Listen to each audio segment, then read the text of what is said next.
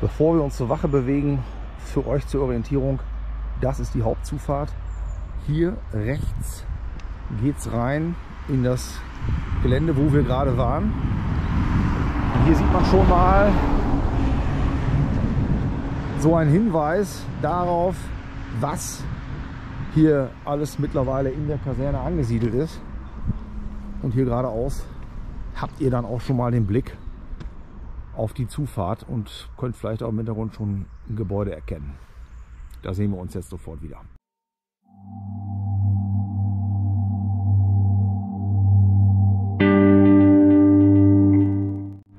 Und jetzt freue ich mich drauf, euch die Kaserne als solches zu zeigen, beziehungsweise das, wo sich wahrscheinlich die Mehrheit der ehemals hier stationierten Soldaten daran erinnern können. Ich denke, diese Muna-Geschichte ist vielleicht gar nicht jedem so geläufig. Bevor wir jetzt hier vorne auf das Haupttor zumarschieren und uns da mal ein bisschen umschauen, gilt es noch eben zu erwähnen, dass sich hier rechts ebenfalls noch zwei Gebäude befinden.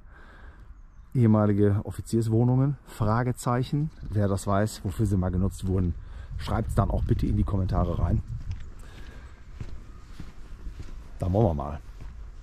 Dann wollen wir mal hier hochgehen und uns das Ganze anschauen. Was ich jetzt allgemein schon mal sagen kann, vorweg, das ist hier wirklich toll gemacht. Ich finde das klasse. Es gibt ja so viele Kasernen. Da ist nichts passiert. Im Sinne von, da wurde alles abgerissen und so weiter. Hier wird alles weiter genutzt. Da fehlt kein Gebäude. Es gibt höchstens mal eine Erweiterung. Also wer sich hier nochmal umschauen will und erinnern will an seine Dienstzeit, wird hier auf jeden Fall Dinge finden. Aber gut, in meinem Video werdet ihr diese Dinge wahrscheinlich auch zur Genüge finden. Das zum Beispiel hier, das ist einfach nur richtig, richtig geil. Panzerbataillon 54. Wahrscheinlich dann mal irgendwann umbenannt in 64. Deshalb hat man da die 64 drunter gemacht. Das sind einfach diese tollen Zeitzeugnisse, die es einfach auch zu erhalten gilt. Ne, das ist klasse. Das hat einfach einen tollen Erinnerungswert. So, dann haben wir hier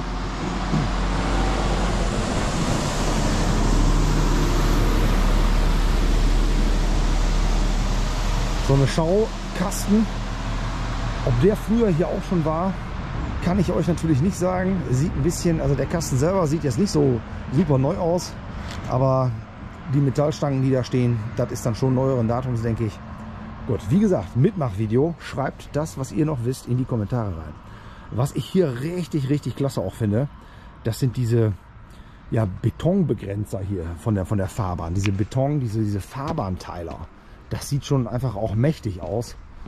Das martialisch das macht auf jeden Fall was her, meines Erachtens. Das gibt es auch nicht bei jeder Kaserne.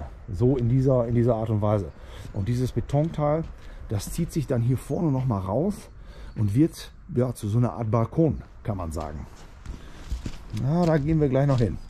Aber erstmal beschreiten wir diesen Balkon und schauen da mal nach unten.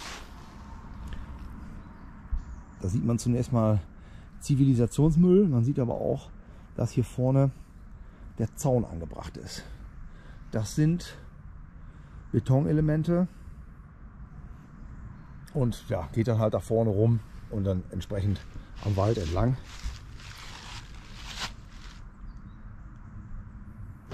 Ohne Worte die Wache oder das Wachlokal. Das ist im Gegensatz zu allen anderen Gebäuden hier. Na, nicht allen. Es gibt noch welche, die sind auch nicht nachgenutzt. Aber dieses Gebäude ist, wie man sieht, nicht in Nachnutzung oder dient als Müllablageplatz. Ich weiß nicht, wem dieses Gebäude unterstellt ist, wem es gehört. Hier haben wir diesen, ich weiß gar nicht, wie das eigentlich heißt, Wechseltisch oder irgendwie sowas, ne? Also wo man die Ausweisdokumente entsprechend vorlegen musste und das dann eben wieder zurückbekam, wenn man hier mal einen Besucherschein ausfüllen musste oder sowas. Die Uhr ist stehen geblieben auf 5 nach 1.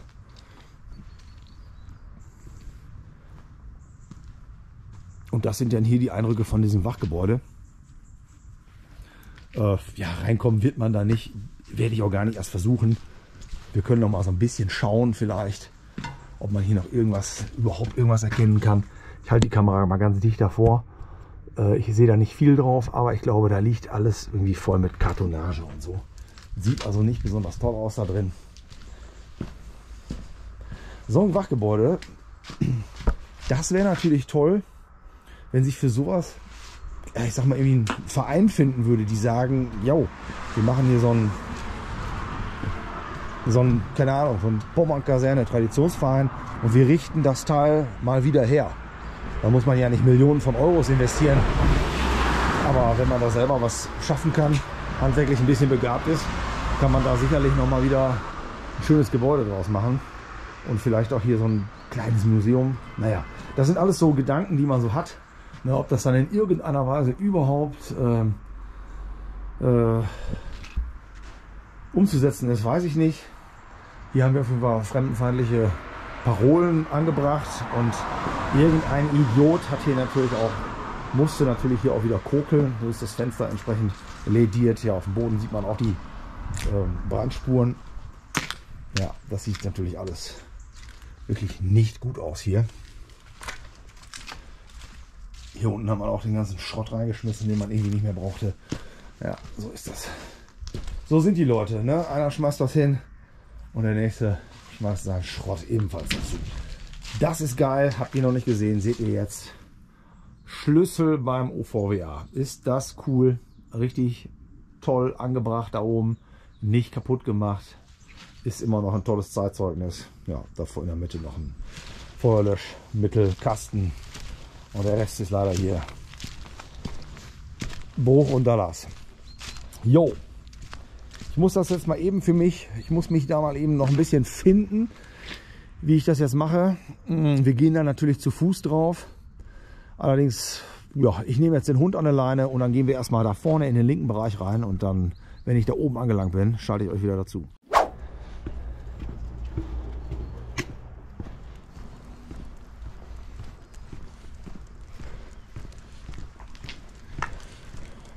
Jo, weiter geht's.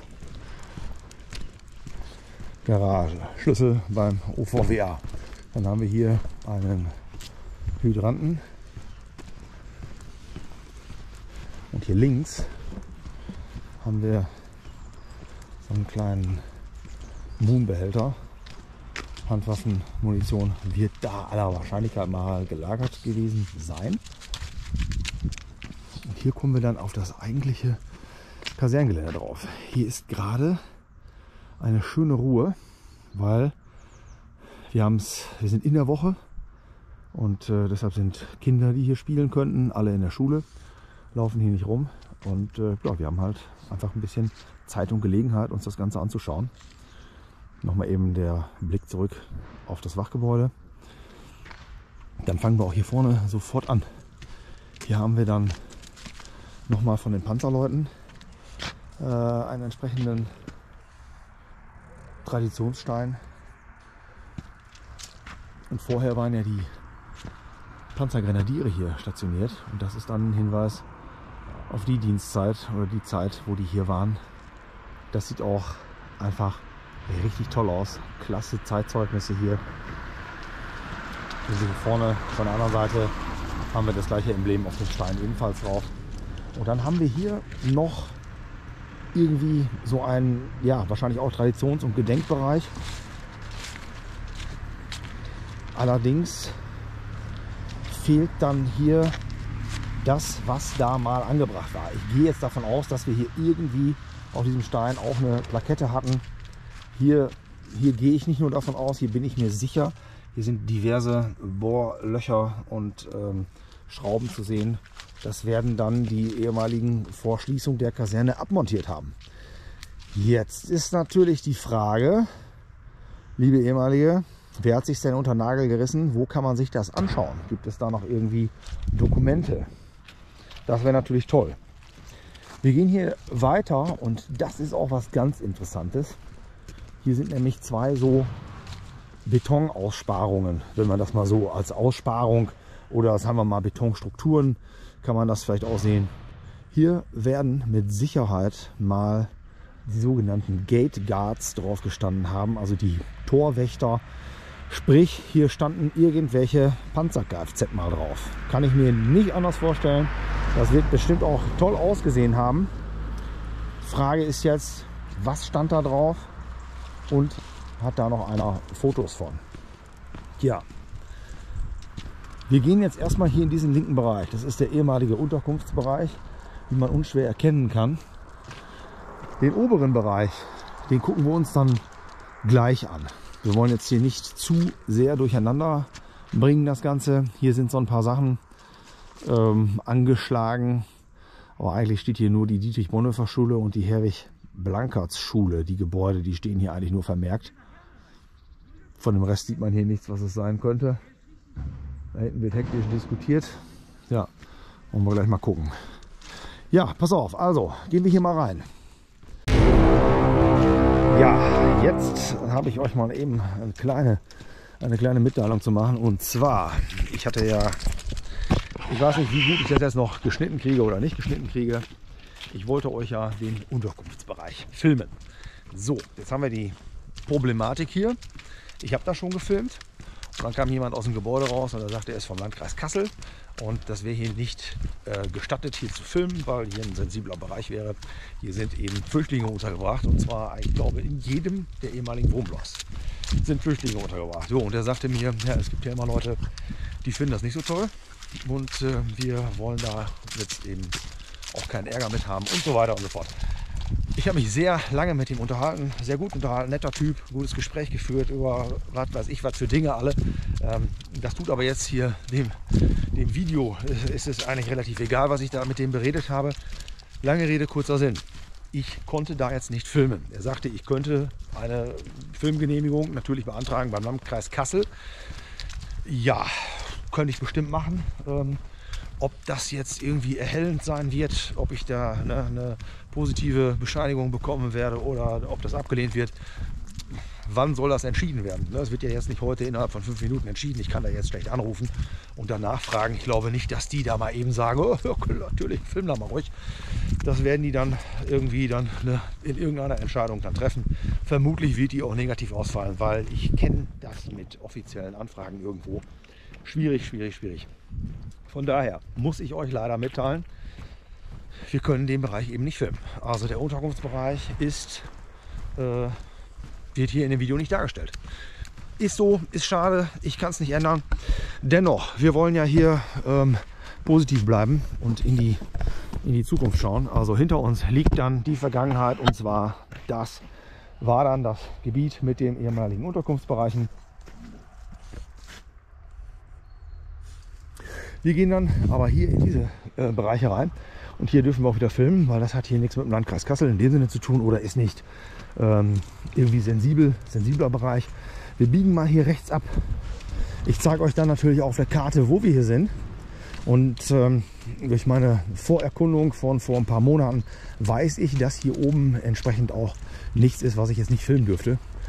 Da wollen wir mal eben gucken, was uns hier noch für Eindrücke bevorstehen. Da hinten sehe ich auch schon ein Gebäude.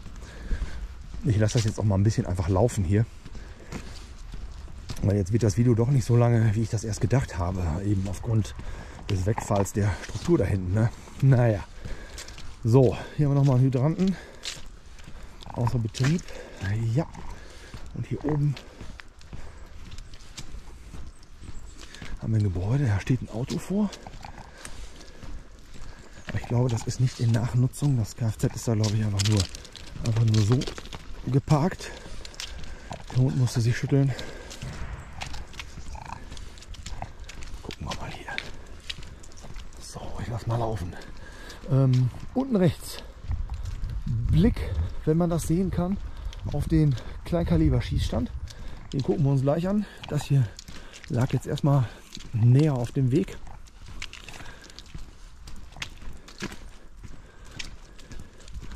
Hier sieht es so aus. Offensichtlich ungenutzt, vermüllt. Hier kümmern sich nicht wirklich Leute drum.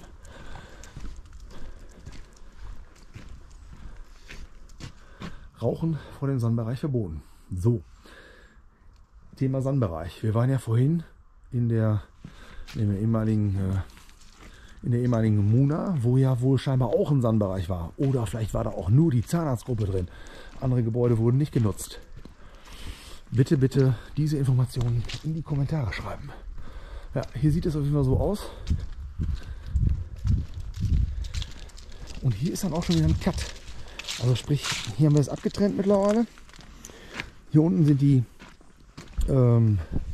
Gebäude, ne, die Unterkunftsblöcke. Ich denke, das wird jetzt kein Problem sein, wenn ich das von hier aus mal eben so filme. Da soll sich jetzt keiner, soll sich wohl keiner anstellen. Und dann haben wir hier noch ein Gebäude. Hier steht oben dran Wirtschaft und Verwaltung.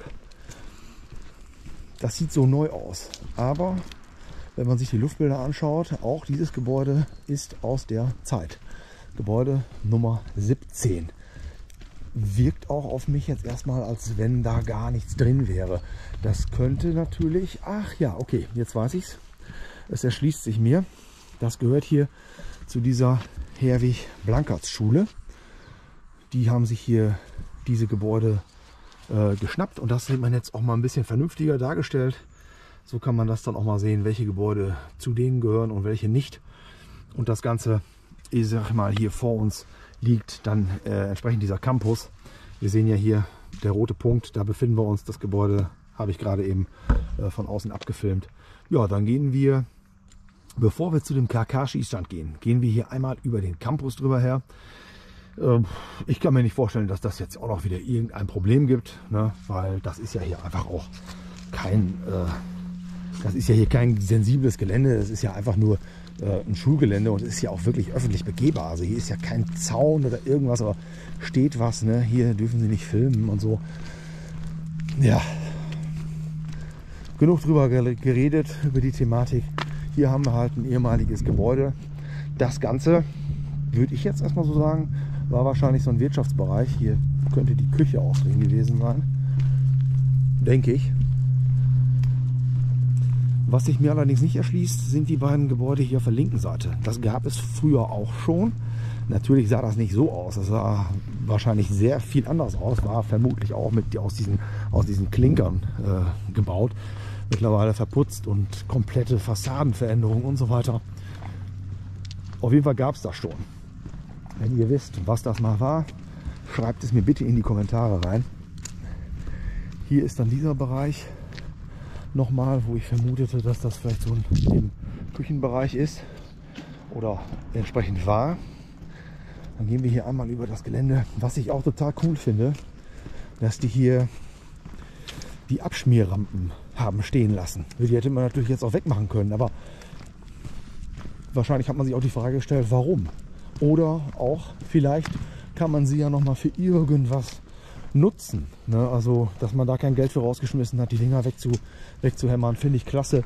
Auch sonst ist das hier, der ganze Boden, sag ich mal, diese Panzerplatte, die hier liegt, das ist eben auch noch alles original, so wie das mal war. Ne? Hier diese, da Ölwechsel verboten, klasse. Schöne Schilder, schöne Eindrücke hier. Da kannst du echt nicht meckern. Da vorne haben wahrscheinlich irgendwie ein paar Schüler Pause. Die werde ich natürlich auch nicht filmen. Ich filme einmal eben ganz grob hier drüber her. So sieht das hier aus. Das, ja, weiß ich auch nicht, waren vielleicht auch ehemalige Kfz-Hallen hier oder sowas. Technischer Bereich im weiteren Sinne, gehe ich doch stark von aus. So ist das hier. Das sparen wir uns. Da kommen wir auf dem Rückweg von der anderen Seite nochmal vorbei. Das heißt, wir gehen jetzt hier weiter, wo eben keine Leute sind. Da vorne in der Klasse wird, glaube ich, gerade unterrichtet. Ja, schauen wir hier mal. Also hier ist dann, ja, wie schon gesagt, diese Schule drin untergebracht. Dann gehen wir mal eben durch bis ganz zum Ende und dann schalte ich euch gleich wieder dazu. Ja, mal eben zur Orientierung. Da, wo der LKW hochkommt, da ist die Haupteinfahrt. Geradeaus vor Kopf, rechts des LKWs, da ist ein ehemaliges Blockgebäude, also Unterkunftsgebäude. Und dann sind wir hier ein Stückchen hochgegangen.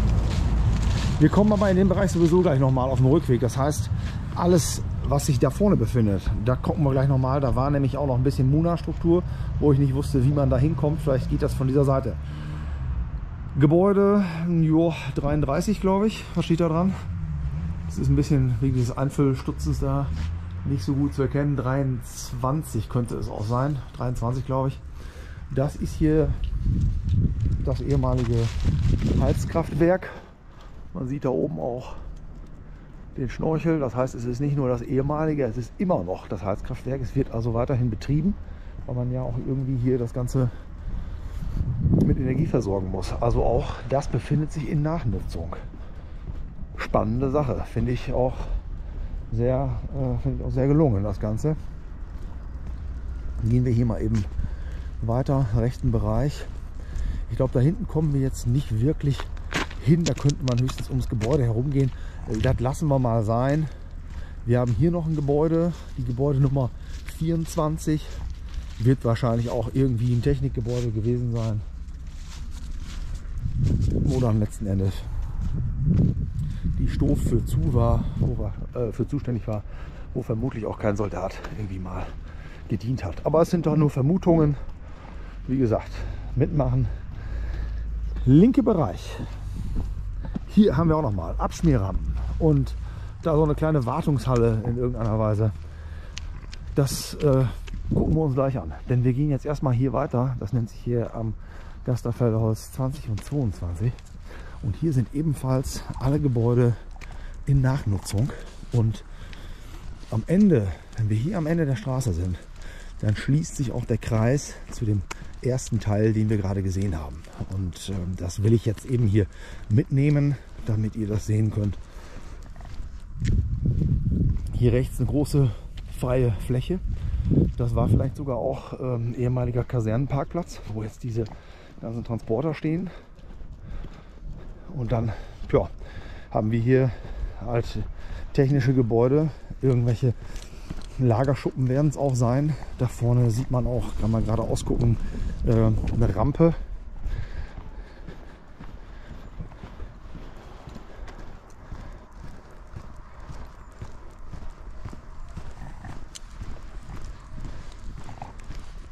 So ist das hier.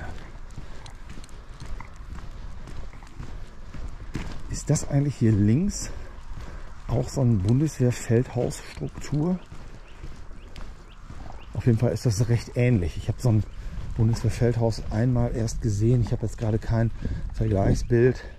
Aber es ist nicht sehr viel anders, möchte ich mal so sagen. Es ist auf jeden Fall irgendwie so eine zusammengesetzte Holzkonstruktion, wie man das sieht. So einzelne Elemente hat man da gehabt. Ja, naja, wahrscheinlich schon ein bisschen anders. Aber hat so den Charakter davon auf jeden Fall. So sieht das alles aus. So, jetzt haben wir hier noch eine Sache. Da halte ich mich dran. Ich habe keinen Bock auf Ärger. Unbefugten Betreten und Befahren verboten. So, machen wir nicht. Deswegen kann ich hier auch stehen und hier weiter filmen. Das, denke ich, kann nicht das Problem sein. Hier sind diese 3 Hallen. Also die sind auch richtig klasse, richtig groß. Gebäude Nummer 28 kann ich auch so aus der Luft einblenden. Da vorne der Zaun. Das ist der Zaun, wo wir gerade zum Schluss standen. Wir sind da hinten hergelaufen zu dieser Muna-Geschichte. Und wenn wir hier vorne, wenn wir da jetzt durchgehen, dann kommt am Ende des Weges rechts ab, da kommt dann nochmal der andere Zaun, das andere Tor. Da unten stand ja noch auch so ein Lagerhaus von der Muna. Das können wir ganz entspannt von der anderen Seite aus filmen. Das heißt, wir betreten jetzt hier, wie gesagt, wir betreten das Gelände hier nicht, aber wir können auf die andere Seite gehen und von da aus können wir uns das dann noch mal ein bisschen genauer anschauen. Und ich bewege mich jetzt mal in diese Richtung und dann schalte ich euch gleich wieder dazu. Ganz kurz zur Orientierung, aus der Richtung kamen wir, wo ich eben nicht weitergehen konnte. Jetzt haben wir vorhin schon auf dem Weg dahin kurz einen Schwenk über diese Abschmierrampen hier gemacht. Das lassen wir uns jetzt nicht nehmen. Da gehen wir einmal drüber her und gucken uns das mal eben an. Hier steht noch so eine Streugutkiste. So sieht das Ding hier aus. Hier haben wir auch noch mal so Abläufe drin. Und ja, das ist das typische Eternitdach. Gut, Beschädigungen sind natürlich vorhanden. Was will man da auch sonst erwarten? Wir können aber hier wunderbar einmal lang gehen und haben hier einen ganz tollen Blick auf das nächste Gebäude. Und das ist so, ja, die typische Installe irgendwie, wie ich das auch so kenne, ne? Mit diesen Falttoren da drin und diesen Anfahrschutzelementen da, die da gelb-schwarz gestrichen sind. Das ist hier Halle 24. Auch oben dieses Lichtdach. Das ist sieht auch schon toll aus. Schönes Zeitzeugnis auch. Werde ich allerdings auch nicht näher rangehen, weil wir hier auch ja, irgendwie eine Firma drauf haben, die hier was machen. Ne, das steht hier vorne dran. Die Spindelexperten. Das sind so Sachen wieder auch. Ich kann ja nicht annähernd sagen, was das überhaupt sein soll. Aber das Gebäude ist halt toll erhalten und finde ich immer gut, wenn das eben so aussieht, wie es mal aussah. Auch hier interessant, der Bereich, der wurde hier dann so gesehen außer Dienst gesetzt, weil die haben hier noch so eine kleine Rampe dran. Also der konnte sicherlich dann auch mal irgendwie mit einem kleinen Tonner oder so dran gefahren werden, um dann da was zu be- und entladen. Schöne Sache, ist aber ja, halt von der Struktur her so nicht mehr vorgesehen. Dahinter, ja. Also es ist so groß hier, dass ich manchmal auch nicht so genau weiß, ja, wo biege ich jetzt ab? Gehe ich nach links, gehe ich nach rechts? Ich lasse das jetzt erstmal hier einfach so laufen, weil es bequem ist in dem Sinne. Da muss ich jetzt hier nicht 1000-mal schwenken. Außerdem irritiert das ja auch nur. Hier ist auch nochmal ein Dings, das ist hier ein Gebäude- und Gartenservice. Wir haben hier auf jeden Fall den Eingang. Ja, aller Wahrscheinlichkeit nach zu auch so einem BW 25 Schutzbau oder sowas. Da kann man dann bestimmt Ein- oder Ausgang, könnte ich mir vorstellen. Dieses Gebäude hier, das kann ich mir auch gut vorstellen. Oh, ich muss mal eben den Hund an der Leine nehmen, anderes. Das könnte auch noch aus Muna-Zeiten sein, vom Baustil her. Das würde ich jetzt nicht der Bundeswehr zuordnen, dieses Teil. Gebäude Nummer 26. Gut. Wir haben da links noch so einiges Interessantes. Gucken wir uns gleich an. Wir gehen jetzt hier noch mal ein Stückchen weiter runter, beziehungsweise hier auf der Rückseite haben wir ebenfalls noch wieder so einen Teebereich. Auch alles eingezäunt, können wir nicht drauf. Privatgrund ist in Ordnung. Die wirklich interessanten Sachen, die sind da vorne nämlich und die sind nicht eingezäunt. Da ist auch kein Privatgrund in dem Sinne. Da können wir uns gleich noch mal schön umschauen. Wir gehen jetzt zunächst hier noch mal runter. Wir haben hier erstmal einen Gleisanschluss. Dieser Gleisanschluss hat, wenn ich das jetzt richtig verstanden habe, auch schon zu Zeiten der Luftwaffen-Muna hier gelegen. Ich nehme an, dass das der gleiche ist. Es gab hier einen Verladebahnhof. Wo der jetzt aber sich genau befand, das weiß ich auch nicht. Könnte da vorne in der Richtung gewesen sein. Wir schauen uns da gleich mal um. Hier auf jeden Fall die Hauptausfahrt auf den damals auch hier betriebenen Standort Übungsplatz. Hier vorne werden wir auch sowas wie eine Panzerwaschanlage und so haben. Gehen wir gleich auch hin, denn wir haben hier einfach die schöne Möglichkeit, hier rechts um die Ecke zu gehen und kommen dann da noch mal in den Bereich, den wir von der anderen Seite aus nicht betreten durften. Und den Bereich werde ich auch gar nicht filmen, aber ich werde da was anderes filmen. Das schauen wir mal eben. So, auf dem Weg dahin nochmal eben kurz Kamera eingeschaltet. Hier haben wir noch einen ehemaligen Schlagbaum. Da ist irgendwie eine Art Abstellfläche. Und hier geht auch noch mal eine Treppe hoch. Oh, da sehe ich schon was. Das sind erstens, das ist hier nicht auf Muna-Zeiten, das ist modern. Und da haben wir den ehemaligen Sportplatz. Schöne Sache. Haben wir den auch eben kurz im Video mit drin. Aber wir müssen da vorne in die Richtung und gehen deshalb hier wieder zurück. Da kommen wir her. Da ist der Sportplatz. Und hier zeigt sich folgender Eindruck.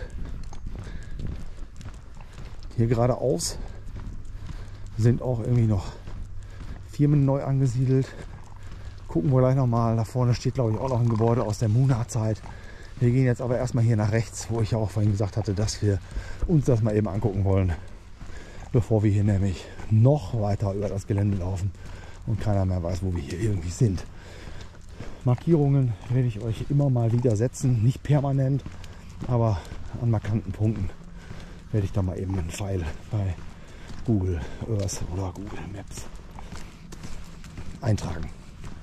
Gut, hier haben wir wieder dieses Gleisbett. Eben auf den Dexter warten. Ich muss hier ganz wichtig markieren. Ja, hast du super gemacht. Damit, hier haben wir dieses Gleisbett. Das nimmt seinen Verlauf dort in diese Richtung. Auch total interessant. Und hier haben wir dann entsprechend nochmal ein Gebäude eben aus der Muna-Zeit. Laderampe da dran. Tolle Eindrücke. Vor allen Dingen auch, wie das hier so in die Richtung da verschwindet, dieses Gleis. Das ist schon, also, ja, das hat was, ne? Das hat was, da kann man nicht anders sagen. Das Gleis geht da vorne auch noch runter. Dieser ganzen Geschichte werden wir gleich noch mal folgen. Da hinten werden wir runtergehen und mal eben gucken. So, das ist jetzt hier wieder die Stirnseite von diesem Muna-Gebäude. Und hier ist dann wieder der Bereich, ne, wo ich dann nicht drauf darf. Das weiß ich ja auch, weil das an der anderen Seite stand. Deswegen gehen wir da auch nicht drauf. Ich möchte wirklich keinen Ärger haben hier. Aber was ich machen kann, ist hier eben einmal so dran lang filmen.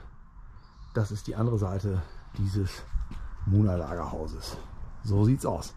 Und hier haben wir auch unter dem Putz dann erkennbar die Struktur, die Steine, mit denen das Ganze aufgemauert wurde. Ja, schöne Sache. Das hier ist das Tor, wo wir ganz zu Anfang quasi waren, als wir am Ende des Weges angekommen sind, wo ich sagte, wir gehen jetzt hier nicht weiter, sonst wird es nämlich zu durcheinander. Jetzt gehen wir hier weiter und da wollen wir mal eben was schauen. Wir haben da im Hintergrund nämlich schon ein Gebäude. Es schimmert so durch die Bäume durch, kann man kaum erkennen. Hier vorne steht ein Andreaskreuz. Hier wird also, Achtung, Bahnübergang. Hier geht das jetzt nach unten. Ja, meine Herren, jetzt passt mal auf. Jetzt wird es auch richtig interessant. Hier haben wir noch einen alten Laternenmast. Die Laterne, diese Bauart, unfassbar, unfassbar geil. Ob das noch aus Muna-Bestand ist, ich könnte es mir bald vorstellen. Ich hoffe, ihr könnt es vernünftig erkennen, das Teil. Richtig klasse, was für ein toller Fund. Gehen wir hier noch mal weiter. Da bin ich ja mal gespannt, was sich jetzt hier noch eröffnet. Junge, Junge, Junge. Das ist richtig geil. Was für ein Gebäude. Was für ein tolles Gebäude. Wirkt auf mich so, als wenn das nicht wirklich von der Bundeswehr nachgenutzt wurde. Da vorne, geradeaus an dem Portal, da ist ein moderneres Gitter angebracht. Kann natürlich auch mal zu Lagerflächen genutzt oder zur Lagerung von irgendwas genutzt worden sein. Aber insgesamt macht mir das jetzt nicht so einen super, ja, halt nachgenutzten Eindruck. Aber schreibt es, wie gesagt, in die Kommentare. Haus, Gebäude Nummer 70 ist das hier. So, wir werden uns jetzt hier auch nicht ewig aufhalten, aber wir filmen das noch einmal nur so grob. Ich mache hier auch keine Versuche, hier irgendwo reinzukommen. So sieht das hier aus. Einfahrt frei halten steht da dran. Ja, und hier machen sich es natürlich auch hin und wieder mal Leute gemütlich. Sehr, sehr interessante Eindrücke hier. Wir gucken mal, ob wir einmal ums Gebäude herumgehen können. Ansonsten gehen wir da vorne wieder raus. Dieser ganze Bereich hier rechts, der Wald, den verorte ich auch noch in die Liegenschaft der Muna. Ich könnte mir vorstellen, dass der Zaun vielleicht auch noch mal weiterging. Wissen tue ich es natürlich nicht. So, hier steht eine Tür offen. Wir gucken mal eben einmal ganz kurz. Hier ist so ein richtig toller Gang. Also das Gebäude hier hat schon was. Ist wahrscheinlich auch nicht mehr zu retten oder nur, wenn man wirklich Geld investiert. Aber naja. So, bis gleich. So, hier vorne ist der Eingang. Und ja, die Frage der Nachnutzung hat sich auch geklärt. Es wurde auf jeden Fall nachgenutzt, weil diese Elemente hier von dieser Heizanlage, das ist alles neueren Baudatums. Hier geht es auch nicht weiter. Also wir gehen da auch nicht rum. Es geht nicht weiter rein. Das hier ist schön. Hier war einmal, ich weiß nicht, ob man es sehen kann. Naja, so wahrscheinlich nicht. Gleiskettenpolster waren da mal drin. 24 Stück.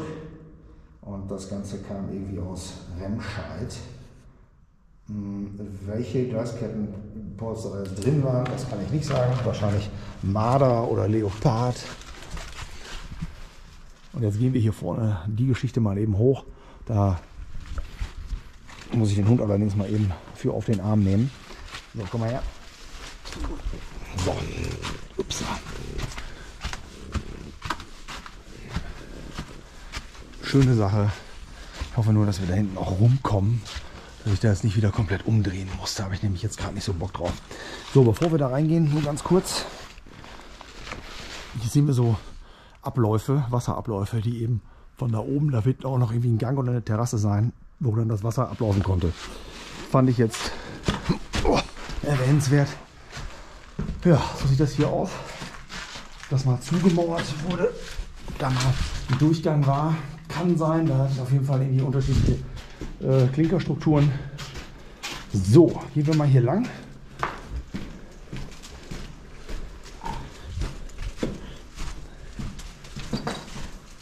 Ist schon klasse. Ist schon schön. Tolle Eindrücke hier von dem Teil. Hier könnte man noch weitergehen können. Vielleicht auch zugemauert worden.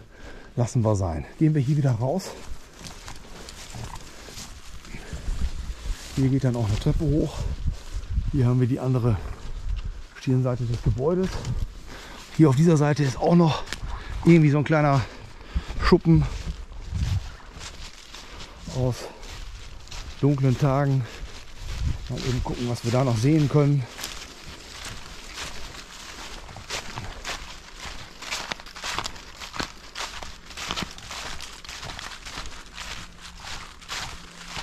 Hier geht es nicht weiter. Da unten ist verschlossen. Da steht auch ein Hinweis. Privatgrundstück. Irgendwas wird da draufstehen. Die typischen gelben Hinweise. Gebäude Nummer 71 haben wir hier noch. Ebenfalls aus Muna-Zeiten. Dann gehen wir hier mal wieder hoch. Und wenn ich da bei einer interessanten Struktur angekommen bin, schalte ich euch wieder dazu.